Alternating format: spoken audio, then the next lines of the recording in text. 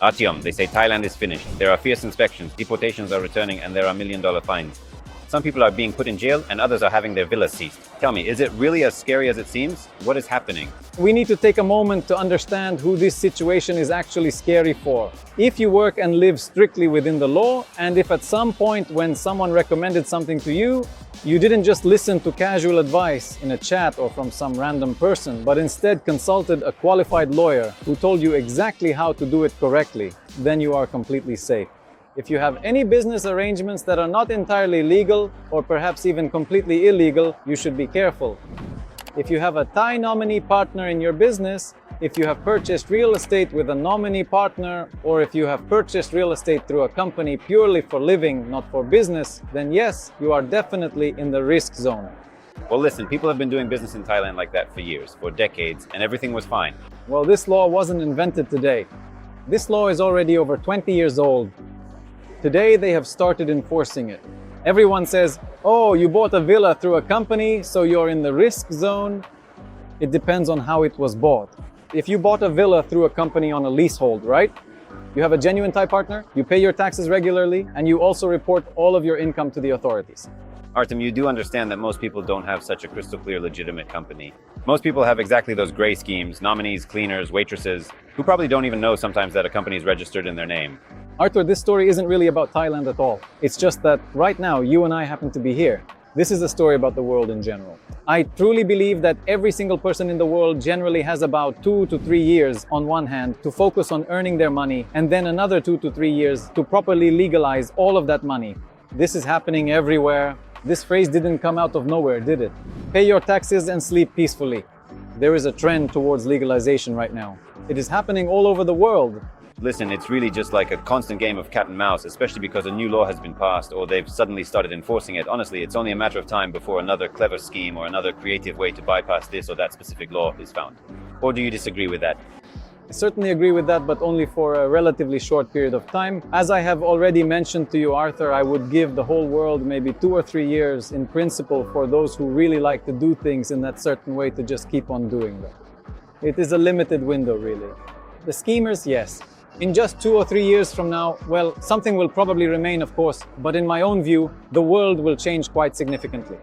Digital money already exists now. With the advent of digital money, it's just not ubiquitous. At the moment, they are being tested in a large number of countries. If you think this is somewhere far away, which country are you from? From Russia, from Ukraine, from Kazakhstan? This money already exists.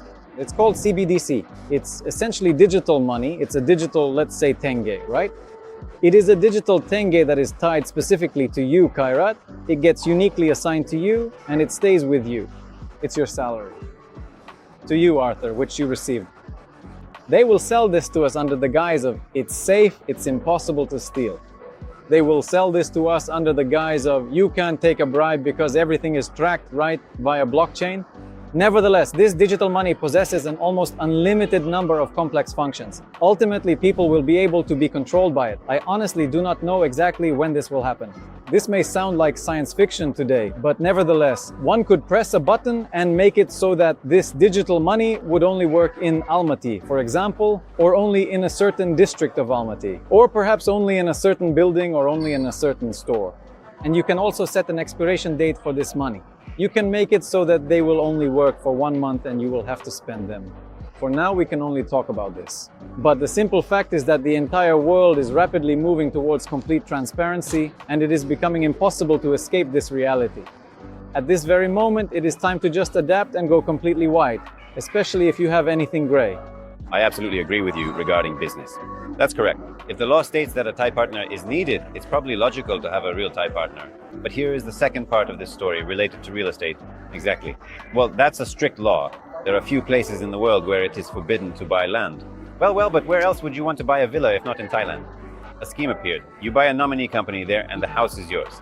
Don't you think that Thailand is shooting itself in the foot right now and people will stop buying expensive villas or villas in general and everyone will start buying apartments?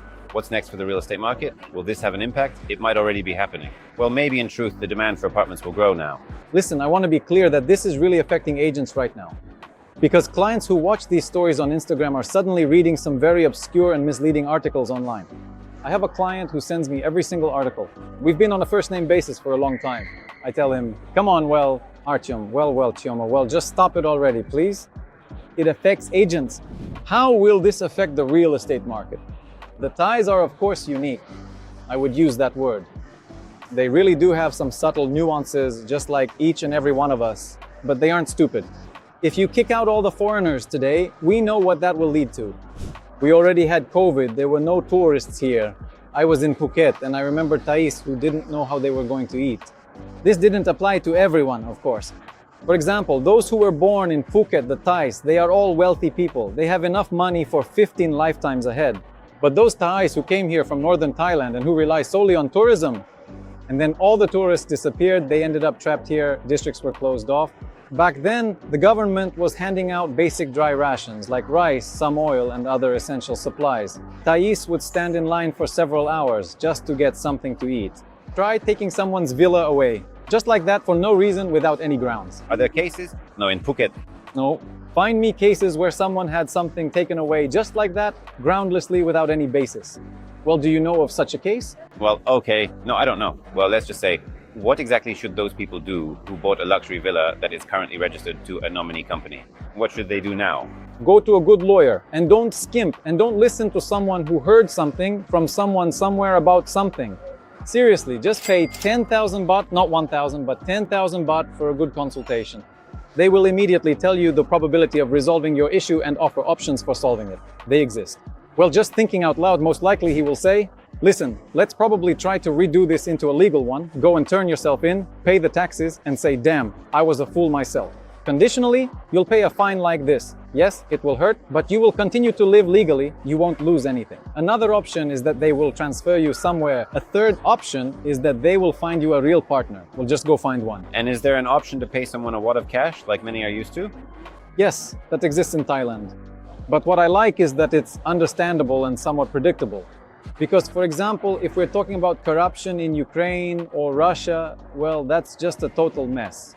Why are you and I sitting here? My business was taken away from me, and that's happening everywhere. I have a lot of clients whose businesses are being taken away right now, who are going through the same thing I went through. And by the way, why was it taken away? Because I told everyone, guys, I've had it up to here with this business. I had constant inspections that were extorting bribes and so on. I even remember all those names. The system is clear. If you don't take bribes, it doesn't work. Unfortunately, that's how it is there right now. But to answer your question, it exists here too, but here it's somehow reasonable and understandable. But there, they take everything from you. The goal there is to take everything. I don't see that goal here. But right now, many people are being scared. They say they want to take land away from people, from foreigners. They want to, well, come on, stop it. I'm glad to hear your positive outlook regarding doing business in Thailand. Let's put it this way, for the final word. Does it still make sense for people to come into Thailand with money and start a business here, considering that it's now much harder and much more expensive than it was before? Or are there many other countries? Arthur, right at this moment, I am starting a new business here. The question is how to start it when you are starting a new business, understanding the current realities that you will go about it legally. Well, you will just have higher, larger expenses, but you will sleep peacefully. Thailand still remains incredibly attractive from all sides, truly a captivating place to visit. We have, well, become quite spoiled here, you know? I just got back from a trip to Europe. We only returned home about 4 days ago. My wife and I were watching 3 guys drinking some kind of alcohol. I honestly don't know what it was. Suddenly, 6 police cars and 2 SWAT vehicles arrived for them, and I was filming the whole thing. The police surrounded them with their guns drawn. They were lying face down on the ground. This all happened in Frankfurt, and these were 3 guys around my age. I don't know what they were doing, but I didn't go over to ask. But just imagine, 8 cars, 3 guys, there were no weapons involved, and in fact, no one even took them away because, well, we were there for a while. Well, I mean, do you think it's very easy somewhere? Oh, come on. The bureaucratic laws of Europe and all that entails. Really, everything is complicated there. Here, there's some kind of golden mean. Well, maybe it's actually even easier in somewhere like Mexico, Argentina, or Brazil, or something like that, right? It's worth thinking about. You can find a greater number of options for business there. Probably, I just haven't flown there yet, so just based on the feeling, yeah, it seems so. But how difficult is it there? Here, it feels like the path is already beaten and there's already an understanding, but there you'd have to really, well, clear the way, find things out, figure out why. Don't you think that the Thais have been tightening the screws for decades? It's like they're increasing the difficulty, the level of the game. I mean, let's take bank accounts, for example, right? Before it was easy to open one, now it's like people have even gotten used to the fact that a foreigner can't open a bank account. Arthur, it's really not the Thais. Think back to 2024, when the Thais actually asked the Americans for help, saying, guys, please help us figure out how to fill the treasury more. And it worked, because now a much larger amount of money is flowing directly into the tax treasury. Besides that, there were Chinese people here who laundered a ton of money, well, a lot of money. Do you think Russian speakers here, well, take first place? Not at all. Russian speakers laundered here, well, some kind of like this much of a share. The Chinese laundered, well, significantly more. Naturally, the Thais are looking around and saying, well, guys, let's really try to be a bit more modest. Okay, let's wrap this up. Briefly, 5 points for people who are currently either reorienting their businesses in Thailand or those who have already saved up, are ready to go, and then this news hits. Here are 5 points. A guide on what to do. Live there for a little while, don't rush into anything, just give yourself plenty of time to really look around. Gain that perspective, determine what you are a professional in.